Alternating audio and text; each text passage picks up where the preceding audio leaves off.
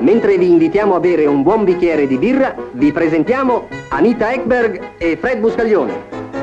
Quando il dritto di Chicago fra di me va a raggiungere da Gastone sopra Spring, che anche i duri che figura a rifare la conciatura, torturandoli col casco e i bigodi.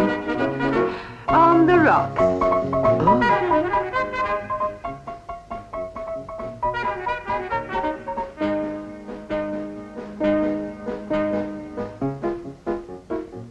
Divina! Ciao Fred, ti piace? Guarda un po' là.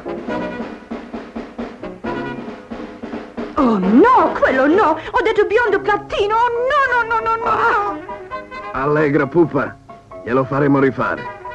T'ho portato un bel regalo, guarda là. Ecco.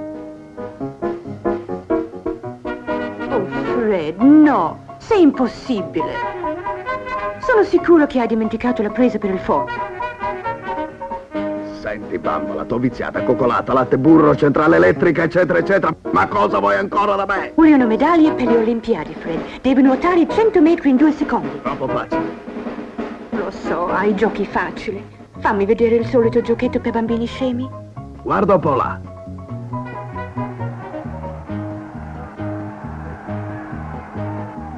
Va bene, questo sì che mi piace. Sicuro. Per ora facciamoci qualcosa di facile. Io sono uno sportivo e mi faccio... Cosa, capo? Volevi dire questo? una birra. Biondo platino?